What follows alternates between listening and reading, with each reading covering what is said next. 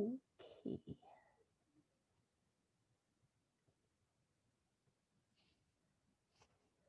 Okay.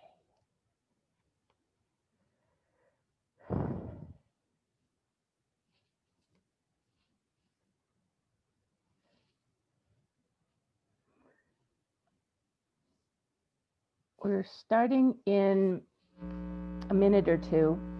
I am recording, so I figured I better talk since the recording has started. How are you? You're the only one on. How are you? Good. It's good to see you. Um, how is this scarf working? Okay, it's good.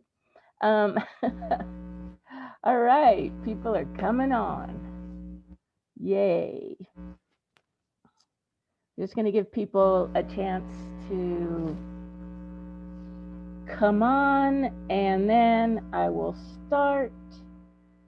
So this is a time where you might want to fast forward if you're listening to this class via recording.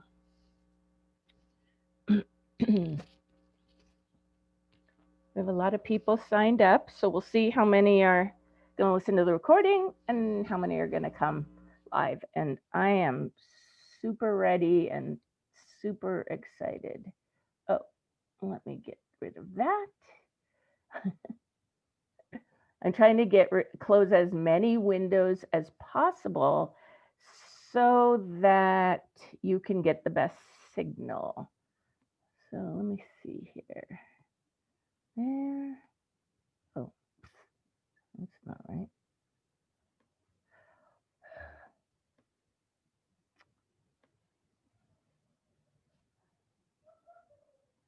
Let's see. Maybe if I do that. Ha. Okay.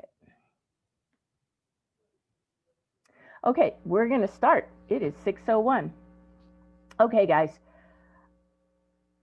I mean, I'm always excited to do a class, but I always feel like new excited. So I'm really happy that you all signed up for the class, whether you're here live or whether you're here listening to the rerun. Um, you're going to be looking at me and my face the whole time. So feel free to draw pictures or um, doodle in some other way. That's fine. I'm not looking at you. You don't have to be staring at me. That's not a requirement. So we have an hour because I had a client before you guys and I have a client after you guys. So we've got 1 hour. We had a lot of questions. And so here's what I'm going to do.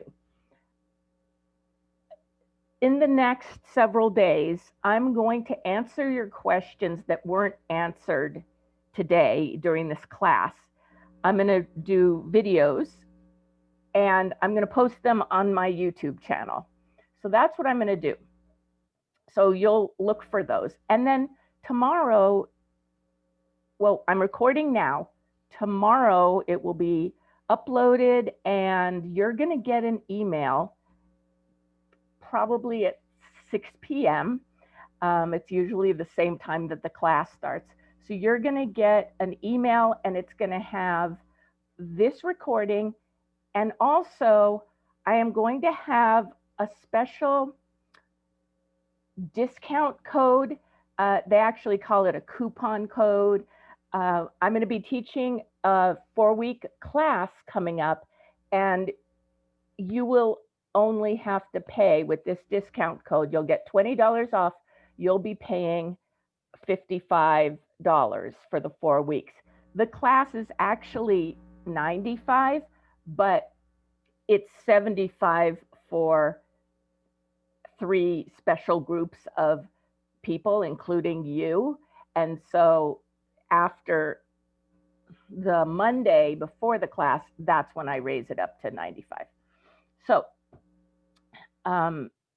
so you'll find out more about that class. I just want to let you know ahead of time so you're looking for that email. Okay, So for those of you who don't know me, I'm going to talk a little bit about myself, but not a lot because we don't have a ton of time. But one of the things that's come up this week when I've been talking to clients is that I always got into trouble. But here's the thing, I never planned on it. I never schemed. It was never like, oh, today I'm going to get in trouble. It was always, today I'm going to be good. That's what I was saying. And I didn't know how I had gotten from I'm going to be good to, oh, you're staying in at recess. Um, it actually is an advanced executive function to understand the effects of your actions or the consequences of actions that you take. That's an advanced executive function, and nobody bothered to explain it to me. Mostly because I don't think they knew or believed that I actually had intended to be good that day. So with that in mind, I applied this to my teaching. And many of you know I taught and was a school counselor for 35 years. And it was always in my head, okay, something else is going on. It's not what it looks like. It's something else, and I'm going to figure it out. Or maybe they'll tell me. But I am a human being, and sometimes I made mistakes enough to be able to kind of chart the most common ways that we make these mistakes and be able to help clients with that. I was diagnosed with ADHD when I was 23 in 1980. I was one of the first adults to be diagnosed. They thought it ended when people were like finished being teenagers. So I was one of the first adults to be diagnosed. And so I've spoken to, especially in the beginning, there was like a panel of 3 adults that would go to talk to different therapists and doctors in Los Angeles to give them insight into what it's like growing up with ADHD, because a lot of the kids couldn't express what it was like, but we could by looking at it in hindsight, and we had the tools to express ourselves. Okay, so some of you have heard these stories also, but to me, these were turning points, huge turning points for me and for my practice, actually. So the first story is about my younger granddaughter, and I'm going to try to tell this super fast. I had my granddaughters over, staying over for the weekend, and it was Saturday, and we had plans. We had all agreed that here are our plans. We're going to first go to the Children's Museum, then we're going to go get Mexican food for lunch, then we're going to go back to my place and watch Coco, and then we're going to go to the playground. So we're about to leave. We've spent time at the Children's Museum. We're about to leave, and my younger granddaughter starts crying and like, don't leave me, please don't leave me. And I was like, I'm not going to leave you. I would never leave you. I would never do that. I'm stroking her hair. I'm looking right into her eyes. I'm doing everything that you're taught to do to communicate. And, I love you. I love you. We're going to be together. I'm like, and she's still crying. And at some point, thank God, my brain said, she doesn't understand what you're saying. She can't process this. You have to figure out how to say it a different way. That's a lot of what happens with your kids. is the way we're saying it, even if we're saying exactly the right thing, it's not the right thing for them. They can't process it in that typical, like, I love you, I would never leave you, whatever it was, she couldn't hear it. So I said, what do you want to do today? And she said, oh, I said, what do you want to do right now? And she said, I want to get lunch. I'm hungry. And I'm like, awesome. What kind of food should we have? And she said, Mexican. And I'm like, God, what a great idea.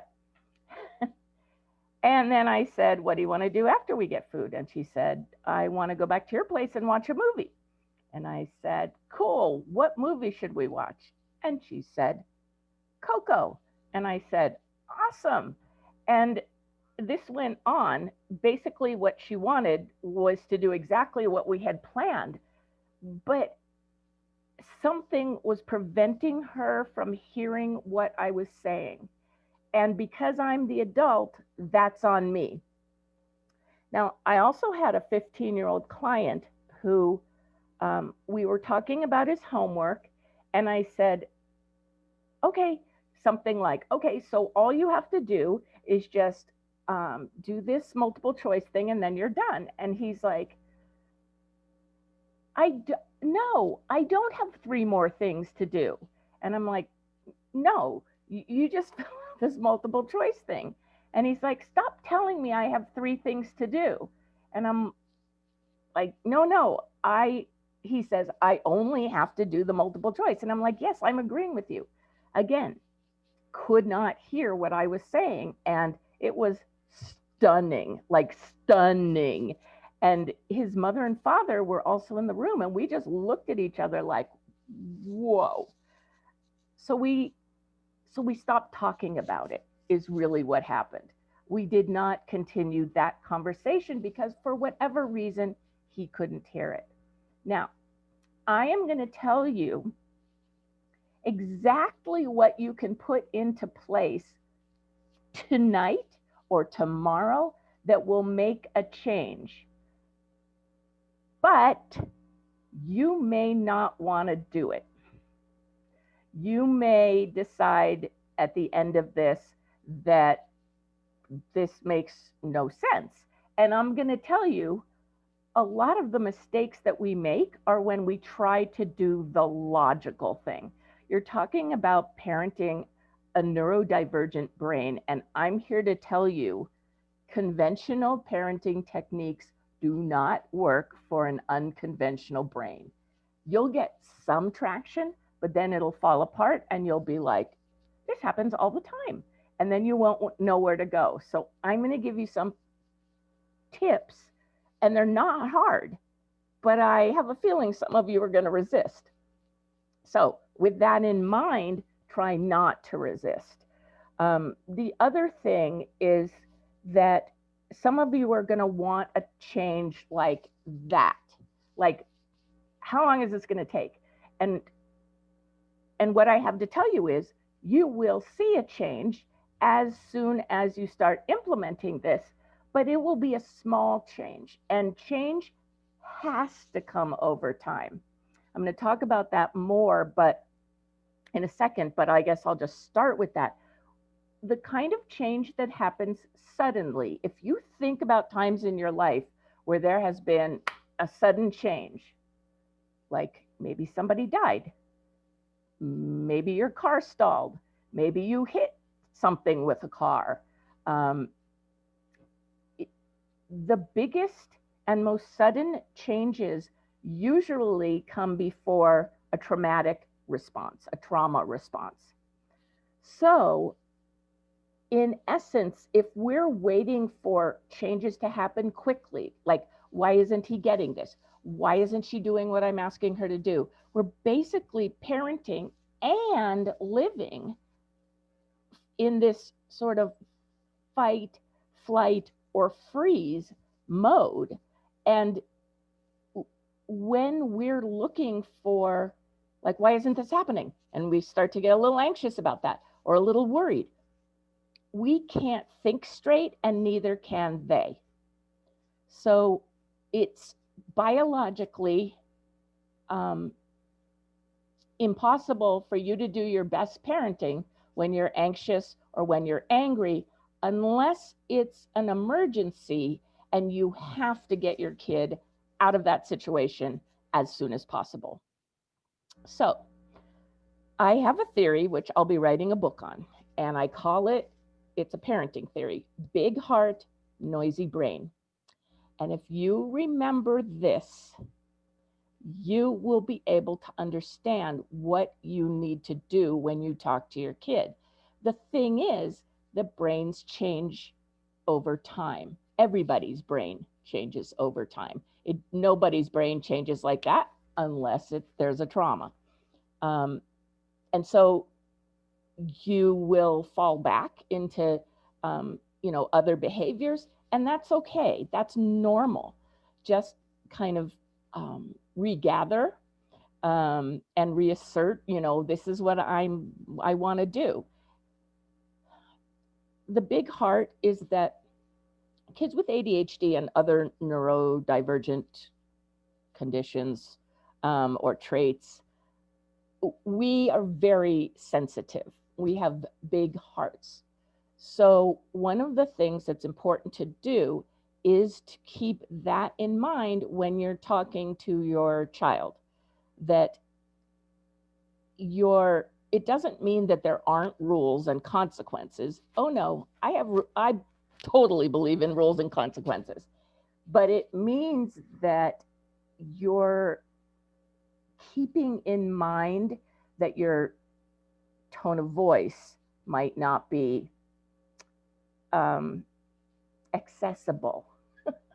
It might be pushing your child away, or something else is going on that is diverting your child's attention, and he or she can't focus on what you're saying because there are too many things going on. And that's the noisy brain thing also. We have a lot going on in our brains, and being able to compartmentalize or to sift out what information we don't need is a very advanced executive function. And most kids don't know how to do that. I mean, not most, pretty much all kids with a neurodivergent brain don't know how to do that. It takes a lot of kind of, well, it takes calm for one thing, because you have to look at everything and then start sorting. And that is very overwhelming. And so kids are going to tend to give up, whereas adults that have some practice with trial and error, they're going to have it easier the more they do it. So you want to keep the noise down, meaning not just about yelling, but yelling is certainly a part of it. If you're nagging, if you're saying the same thing 20 times, there is no way that they're going to be listening. It's just not going to happen. And you're teaching them that you'll say something 20 times. So why would they do it the first time? And then with the big heart, you want to be sensitive to the fact that's what the meltdowns are. The meltdowns are when they are flooded with emotion and their brains are feeling scattered and sort of like, I'm thinking of confetti falling, and that's just kind of, it's like a snow globe in here, and you just shook their snow globe brain. So one of the things that neurodivergent kids do to adapt is, and this is not, I don't mean this in some kind of weirdo way, but we create a way to soothe ourselves. And you've seen your kids probably do that with video games or computer games. They may do it with other things. They may eventually do it with alcohol or drugs or food or sex or, God forbid. I mean, who knows? But the brain wants what the brain wants. And so, um, in order to calm down a noisy brain, we are going to go for security. The security could also be your pet. It could be a friend. It could be taking a nap or going for a walk or listening to a particular record or reading a particular book or painting a picture. There are so many more ways to soothe yourself than there are ways to um, anesthetize or sedate yourself. But because it's a neurodivergent brain, it tends to go into black and white mode. So it will tend to go to the extreme. Um, it's it's a good idea, just aside, to make a list of things that your child likes to do when they're feeling overwhelmed, things that could help them not feel overwhelmed.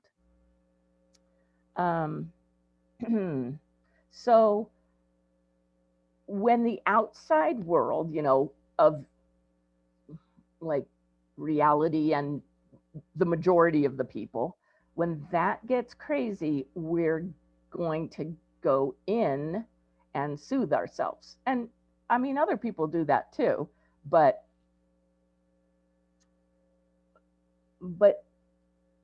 neurotypical brains don't have as hard a time making the transition between the two different kind of that outside world, inside world thing, the soothing and the reality. That's not usually as difficult as it is for neurodivergent brains, because this world, this outside reality world, is where we get laughed at and mocked and bullied and told ADHD doesn't exist and told that we're, you know, X when really we're just trying to be Y. And, so this isn't a really fun world to go into. So, yeah, coming from this one to this one is going to be difficult. Big heart, noisy brain. Remember that when you're like yelling at a kid to get ready in the morning, I mean, is that working for anybody? It shouldn't be, mostly because it's too harsh for something in the morning. Sometimes they'll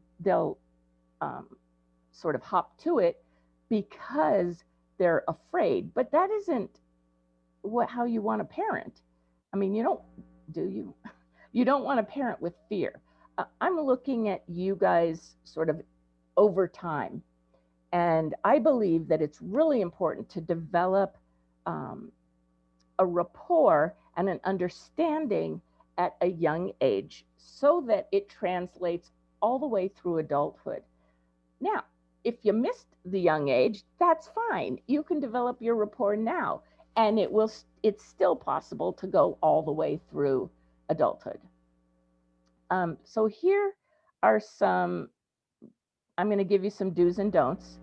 And I'm going to start with some don'ts.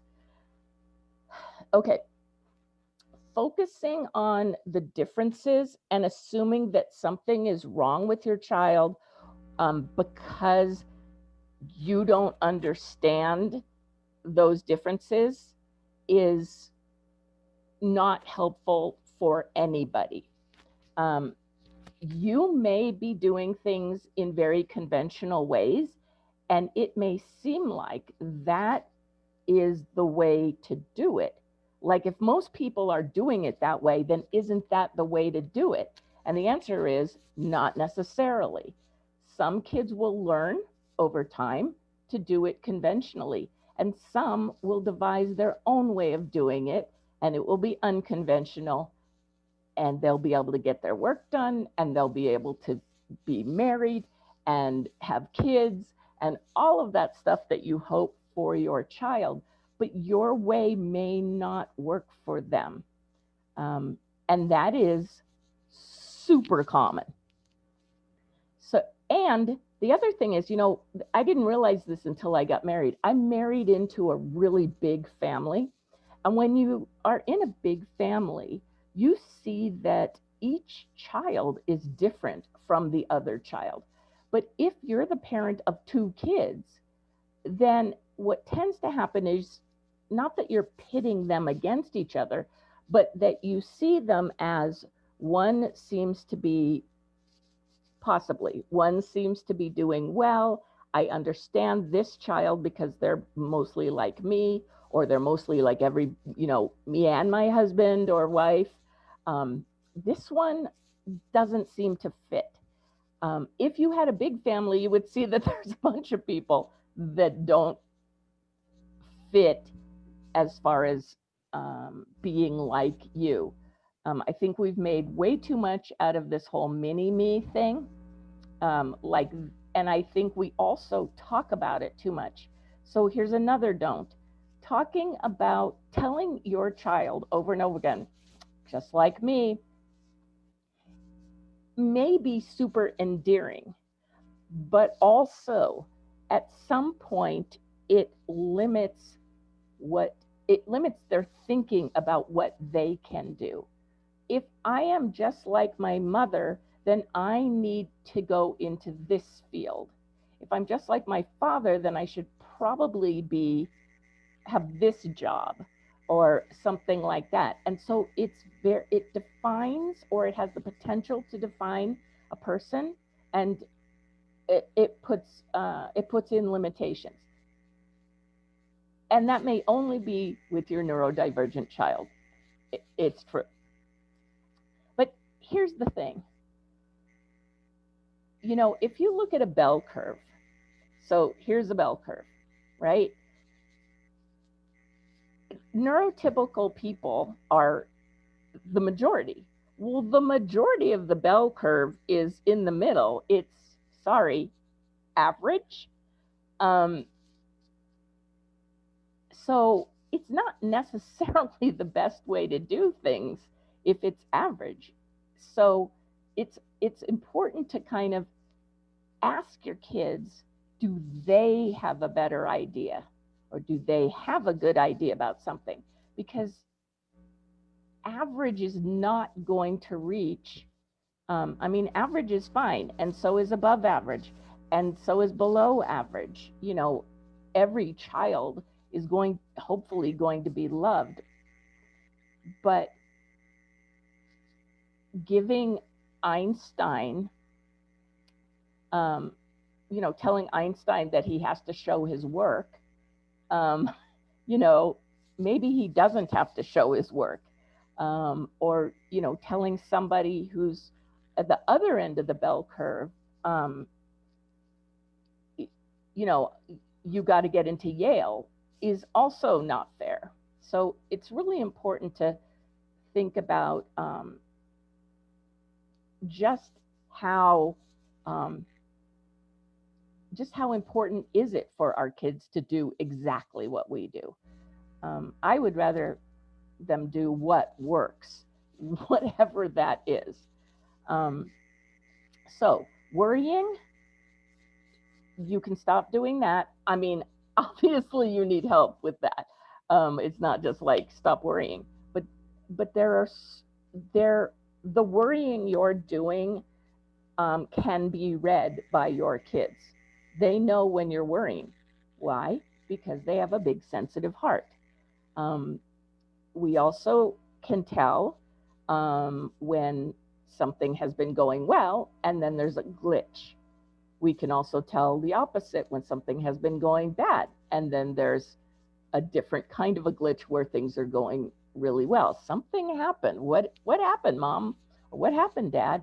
So it's really important to not to hide your feelings or never feel anything, but keep in mind that, hold on one second.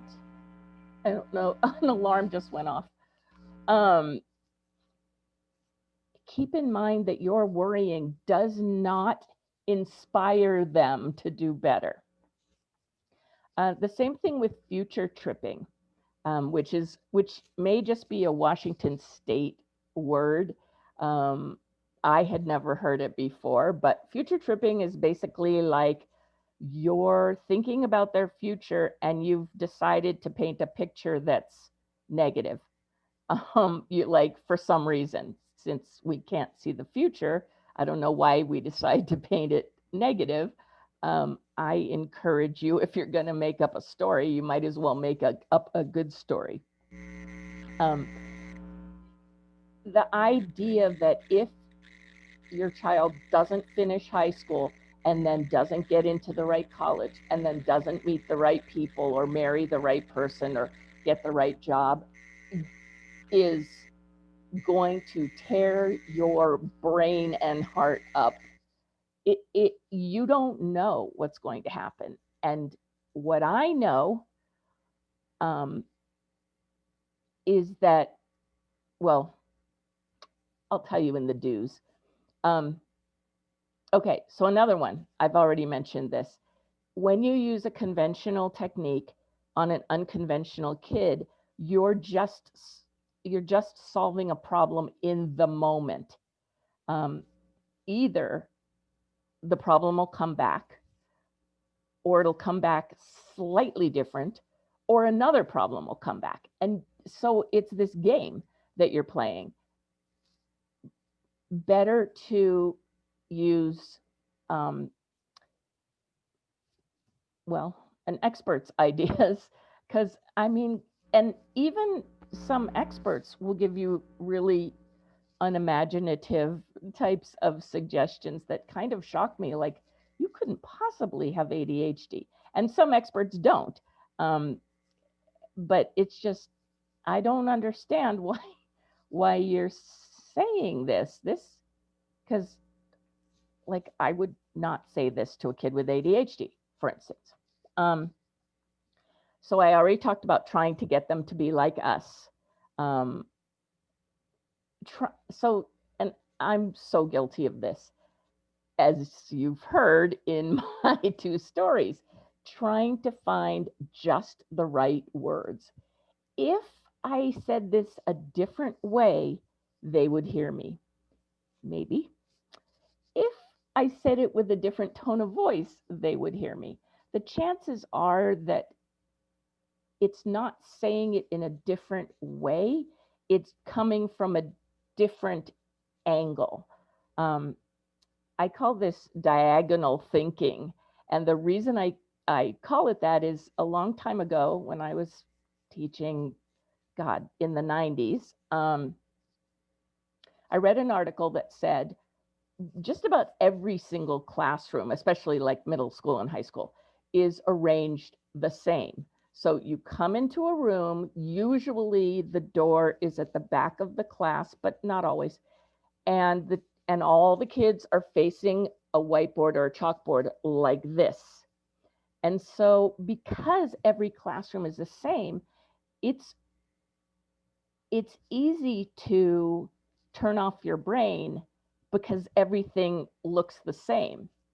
If you put things at a diagonal, like if the whiteboard is here and they're sitting like this, they have to turn to see the whiteboard. And that activates their body, and it also activates their brain because they're turning. They're not just sitting there. So I think of things in terms of diagonal thinking, um, which is not the typical way to think about something, but to come at it from a different angle. Um, Also, another one is, and I think this is the one of the hardest things, is, but also really normal. Like I totally understand why we do this, because we're told that we're the parents and we're the head of the family and we have the power and all this stuff. And so we think that what we say they should do. And if they don't, then they should change to fit what we're trying to create. Um, the problem is that when raising a neurodivergent child, everybody has to change a bit because otherwise there's no room for that kid. You're all looking straight on at the whiteboard and your child is turning like this to look at it. If you don't change, then that child is always going to be looking at things from a different point of view from you. You want everybody to be looking at it from the same point of view. So there has to be change from the top down, actually, because you are the leaders of the family. Plus, just going to say the obvious. If you want your child to change, they're going to interpret that as something being wrong with them. So what I do, I tell kids, you don't have to change. You can stay exactly the way you are. You are fine.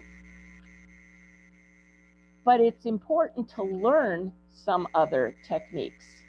There's nothing wrong with you, so you don't have to change. You just have to learn. And it's the same with you guys. It's just about learning new techniques. Okay, here are some do's. Well, you learn from the story and from what I've been saying, if something isn't working, you got to change it. It's like if something isn't working, you're getting message after message after message. And we're trying to, well, maybe if I say it with this tone of voice, or maybe if I do this, or blah, blah, if the foundation of your house is cracked, it doesn't matter how many layers of wallpaper you put up. The foundation of your house is still going to be cracked. So it's really, really important to lay the groundwork. I talk about that a lot because the work you put in now, for instance, taking time to put in a good foundation, will make everything else easier. And that's one thing that's really scary for parents and for teachers to embrace. The thought that you might have to take a week or two to get them comfortable with you or with each other it feels like a waste of time and it feels wrong, but it isn't. Um, there are times, like even among my clients, there are times when your child has a freak out with online learning, for instance, and they just may need to get a hamburger and fries. Who knows what it is that they may need in that moment, but they may need to crawl into bed and take a nap or have you snuggle with them. There are times when the foundation, well, sorry, the foundation is always more important than the decoration. So that's a do. Okay, I have this thing called fearless listening. And it's called fearless listening because it's hard to do this. It's kind of scary to do this kind of listening because it feels like maybe your authority is going to be taken away. But that's not what happens. So, fearless listening is all accepting, not all approving, just all accepting, meaning, yes, I've heard you. That is accepting. That's all you have to do is to say, it doesn't mean you approve of what they're saying. It doesn't mean you're not going to have a conversation about it. But while they're telling you, remember that they, no matter whether they're yelling at you or not, they are in a vulnerable position because they're expecting you to just rip them to shreds, basically. You see this on TV, you see it all over where, like, if I tell my mom, she's going to kill me, obviously not literally, but it's a thing that kids say so often that it becomes sort of this trope of, well, I can't tell my mom, she'll kill me. Whereas, like how many times do you hear, oh, I can tell my mom that, she'll be totally cool with that, So just watch TV and see how many times they do that. or don't. Um, but so you want to just accept what they're saying. Don't judge it. Don't mock them like, oh my God, are you kidding me? That is the stupidest thing I've ever heard. What were you thinking? God, did what happened to the brains we gave you? You know, this kind of insulting, bullying, put down, and don't interrupt because that will shock the heck out of them. Kids are used to parents not listening. They're used to being interrupted, and they're used to having the response be non-acceptance. So it's when I talk about communicating with your child, a lot of times what I'm talking about is shutting up and listening. I always say that um, the best two things I ever learned, the best two life skills I ever learned, one, asking for help, far and away the best thing I ever learned. Oh my gosh. When you ask for help, it's amazing how many people come out of the woodwork to help you. It's unbelievable. My whole life, I have had help because I figured out at some point that my parents were wrong. I wasn't repulsive for asking for help. And there are so many people with really good hearts that want to help you. That's number one. Number two, shut up. Keep your mouth shut. I'm talking to me. You can see I talk a lot. So I had to learn to not talk. Like there are times when I'm sitting with clients, you know, we're on Zoom and I'm sitting there and I'm watching them interact and I'm just listening because I want to, like, part of it is I want to see what happens, but also I'm enjoying it. You know, at some point they get to this part of interacting and it's just beautiful at some point in the coaching process. And so I'll be sitting here and then they'll say something funny and they're all laughing and then I laugh and they'll be like, oh, we forgot you were here. It's like because I shut up. And um, that has helped a lot with um, a lot of relationships, let's say. Um, okay, where are we here? Also, sometimes our tone of voice, the vocabulary we use, the posture we have, our body language, um, sometimes when we tell our kids something, we we assume that because we're the parents, we have to say this thing to them now, whatever it is. There really isn't anything that you have to tell your child immediately unless it's an emergency or a safety kind of thing. Most things you could tell them either before or you could tell them later. But but what we tend to do as parents is to be like, oh, this thing came into my head, my kid needs to know it, blah, here it is, you know. But they could be with a friend, they could be doing something, they could be doing something where that interruption is problematic because neurodivergent kids have trouble with transitions. And when you interrupt an activity, they have to make a transition and then they have to make a transition back. So it's really important to think about, is this necessary? Do I have to say this now? Could I write a note or text them um, or wait? Or you could say, at some point, I want to talk to you about what we're going to do over the weekend. So when is a good time for you? Oh my God. If you do that, they're like, whoa, like they're just like being concerned about what's a good time for them is that makes them very happy. Um, and then they'll say, you know, oh, could you just wait until I'm done with my homework or whatever it is they say. And you're like, yeah, I can do that.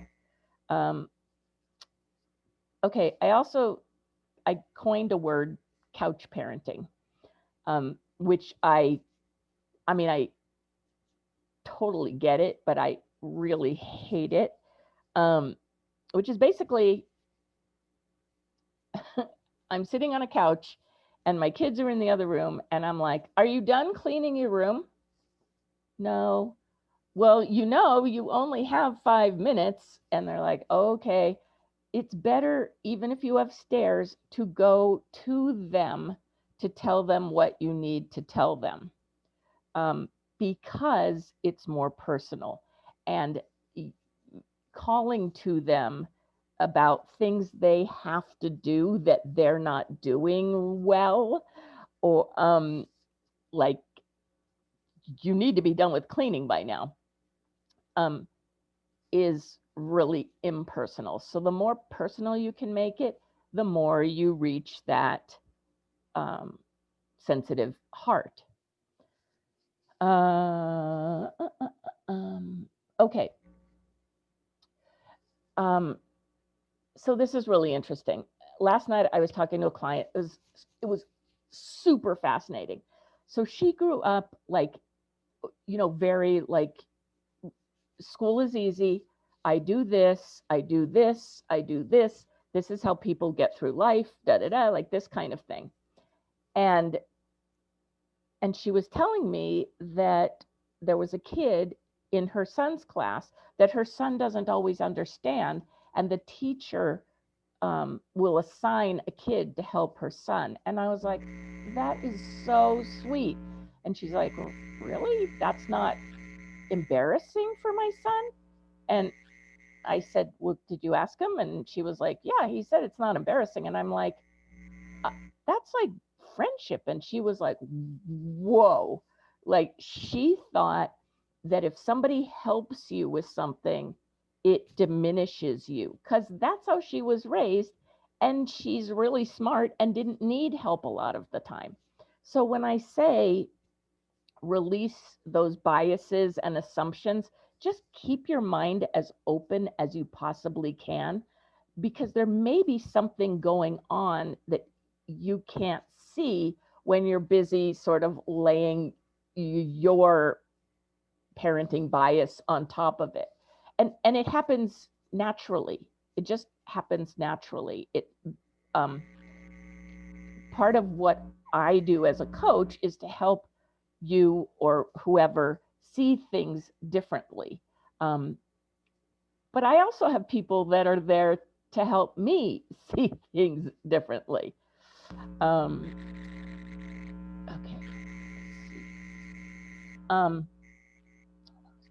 So an obvious one, focus on their wins and their good qualities. Like, I was talking to some clients and I was like, or a class, I think. And I said, when they were kids, like, I remember when my granddaughter was holding onto my pants to stand up.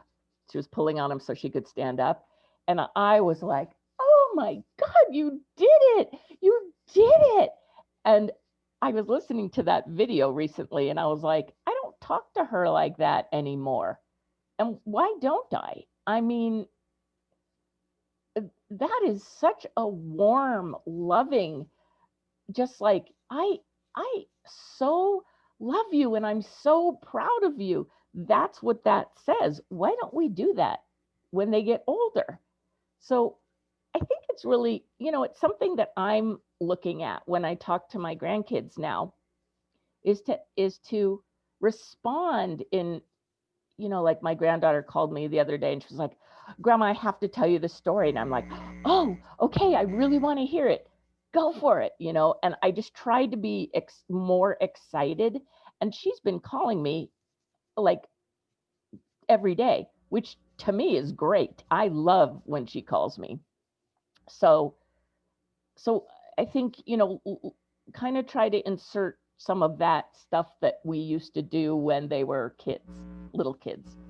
And then also, the truth is that, sometimes parents will say, we have spent so much time and money on this child, the ADD or the ADHD or the neurodivergent child, or I have to pay attention to the other kids.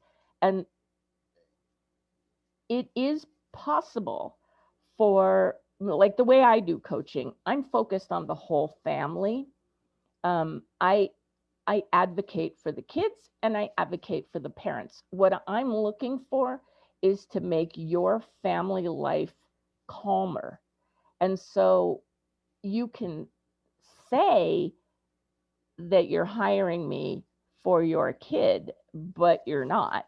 Um, and so it's important to look at what solutions will actually help the whole family, and focus on those. Okay, so I want to give you homework. Here are 3 things that you can change tonight, or you can change them tomorrow or the next day, and you will see a change in that day.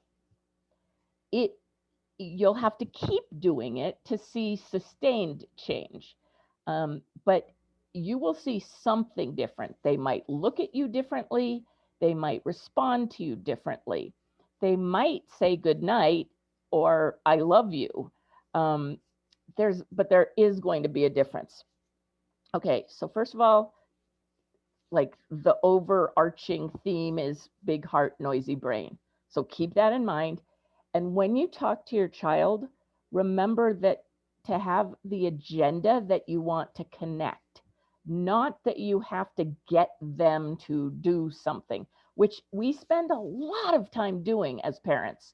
Like, how many times are we trying to get them to do the next thing?